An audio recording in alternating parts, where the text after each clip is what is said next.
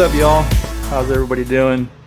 We are here in the garage a little earlier than expected, and Chris is going to explain why we're here early. So what happened, Chris? Well, see, what was that, Monday? Yep. I was driving to school early one morning, and I saw a bunch of smoke fill the speedometer. Smoke is never a good thing in a Beetle. Mm-hmm. And I figured it was the wipers because I had the wipers on. But shortly after the smoke, the fuel gauge dropped all the way down to 0. So, went to school. And You were almost at school when that happened, right? Right. Yeah. Yeah. So. When I got there, I took a quick look. I didn't do any. You popped the hood Yep. or the trunk? The trunk. What is it? Is it trunk? Hood? Trunk. Trunk. Okay. Yes. He always corrects me on that. Um, You didn't see anything visible? no. No flames coming out. Right. So got home and we went ahead and pulled out the old Fuel gauge. and let's see if it's going to focus. You can see right there that should not be as black as it is. Right. So we're assuming that from age, I don't know if it got something contaminated it for whatever reason, it fried.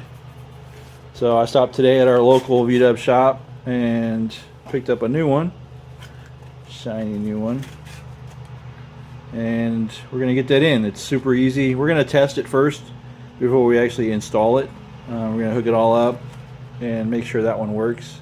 And he stopped by on the way home and filled up the tank, so we got a full tank, so we'll be able to calibrate it the best we. I mean, it's probably going to be, I don't know, you probably used 1/8 of a gallon or whatever, so but we'll get it tested. So you got it hooked up there. It's a little loose. Yep. And then we're going to connect the fuel gauge wiring. All right, so we got it connected up temporarily here. We're going to test it. So Chris is going to go turn on the ignition and let's see what happens. Hopefully no smoke.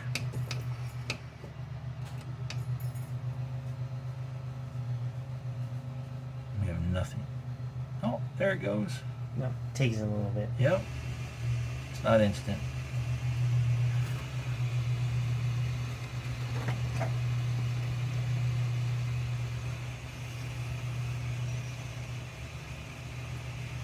All right, we need to adjust. Pegged out.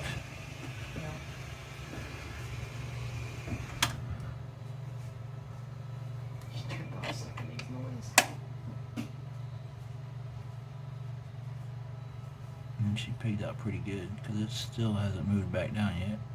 You turned it off, right? I haven't turned it off. Oh, you haven't turned it off yet. Here. Oh. There it goes. All right, so we need to adjust that. See how far down it goes. It's jumping.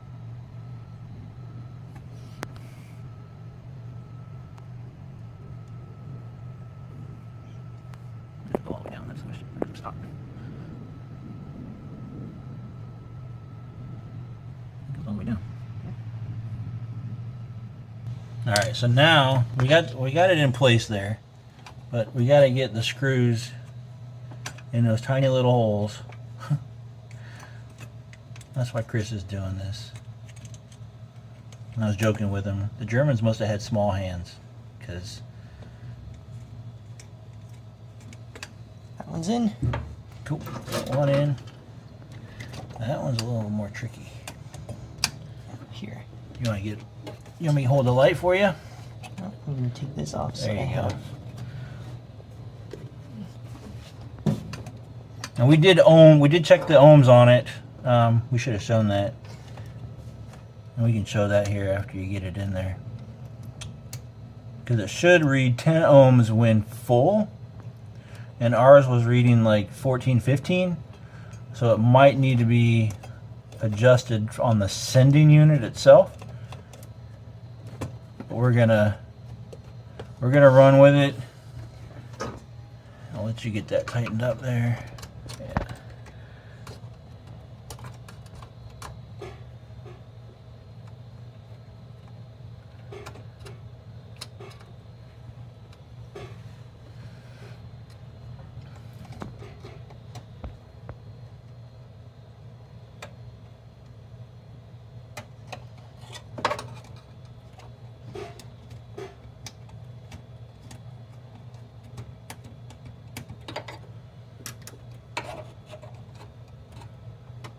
Yeah, shorter screw there. Mm-hmm. At least you don't have to torque them down. Mm-hmm. Cool.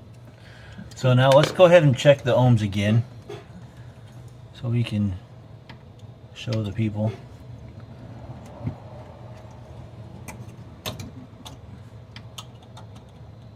Hey, it did take us 5 minutes to do this. Told you. It's an easy fix. Alright, so go ahead and... So... Got it on the ohms. Multimeter. He's going to get it. Yeah, so we're crossing those two on there. You get it in there. Nope. There it goes. Alright, so we're at like 14 and a half. So the sending unit, when your tank is full, it should run at 10 ohms.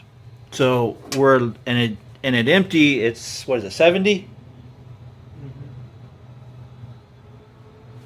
Yeah, empty is 73. Yeah, so empty is 73 and full is 10. So we're not quite showing full on the sending unit.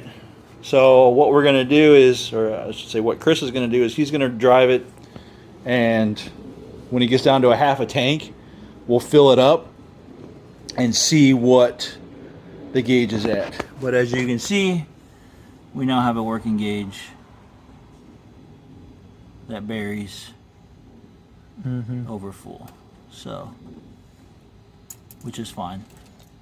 But it doesn't go all the way back down. Like the previous gauge, it would go farther than empty. Ah, But now it just goes to empty. let's see. It's a little jerky. It is a little jerky. It's aftermarket. Yeah. So. Yeah, it's not original.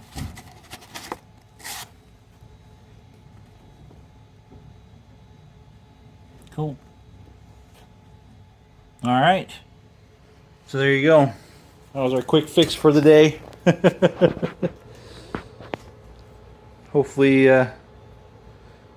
no more smoke in the dash.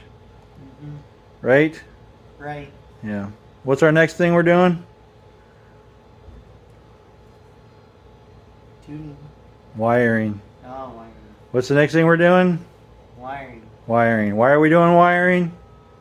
Because it's a rat's nest. Yeah, because yeah,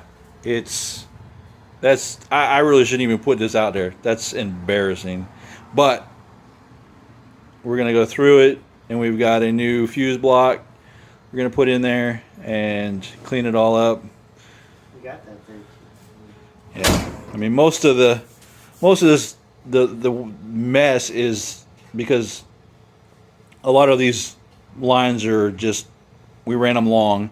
He added a lot of stuff to it, and I'll go over that in our video when we do the wiring. But we added a lot of accessories to it. So in doing so, we just added as we went, and then we knew that we were going to clean it all up at a later date.